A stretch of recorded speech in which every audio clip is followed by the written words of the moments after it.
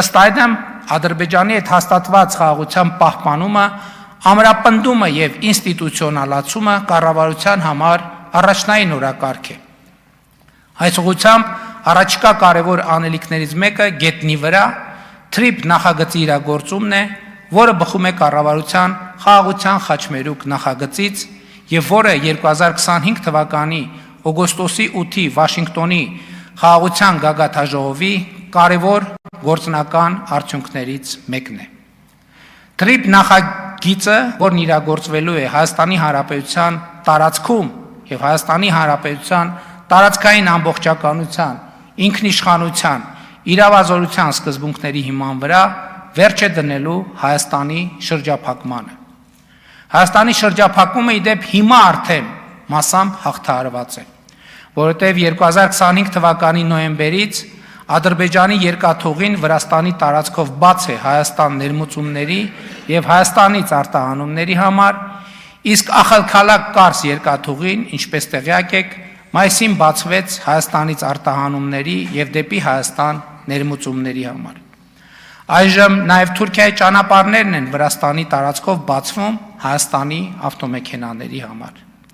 Թրիփ նախագիծը սակայն ոչ միայն Հայաստան-Ադրբեջան ուղիղ երկաթուղային կապն է բացելու, ներառյալ Հայաստանի տարածքով Ադրբեջանի արևմտյան շրջանների եւ Նախճեվանի ինքնավար հանրապետության միջև կապը, նաեւ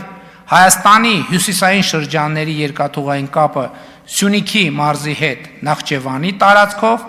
այլև Հայաստանը ինտեգրելու է միջազգային երկաթուղային ցանցին։ Ուզում եմ ընդգծել, որ նախագծի իրագործումը բացելու է նաև երկաթուղային կապը Պարսից ծոցի եւ Սև ծովի միջև։ Իրանի, Նախճեվանի, Հայաստանի եւ Վրաստանի տարածքով, որը դարակազմիկ փոփոխություն է թե Իրանի, թե Ադրբեջանի, թե Հայաստանի, թե Վրաստանի համար։ Հայաստանն այսպիսով երկաթուղային կապ է ստանալու Իրանի Իսլամական Հանրապետության հետ։ Ուշադրություն եմ հրավիրում այն փաստի վրա, որ Պարսից ծոց Սև ծով երկաթուղին թրիփի հետ ուղիղ կապ չունի, այսինքն այդ նախագծի մաս չէ։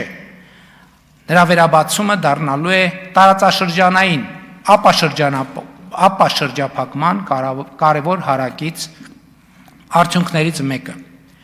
Ինչ վերաբերվում է բուն թրիփի երկաթուղային ենթակառուցվածքներին, ակնհայտ է, որ այն անցնելու է Նռնաձոր ակարակ երթուղով, Հայաստանի հարավային սահմանի երկայնքով, Արաքսի ափով, խորհրդային ժամանակներում գոյություն ունեցած մեզ բոլորիս հայտնի երկաթուղու ծրագծով։ Այդ երկաթուղին Ադրբեջանի տարածքով Հայաստանը կապելու է Ռուսաստանի եւ Կենտրոնական Ասիայի հետ եւ հասկանալի է, որ դրանով ահռելի բեռնափոխադրումներ են իրականացվելու հատկապես արևելքից արևմուտք։ Այդ բեռներն անխուսափելիորեն անցնելու են թրիփով Նռնաձոր ագարակ երկաթուղիով։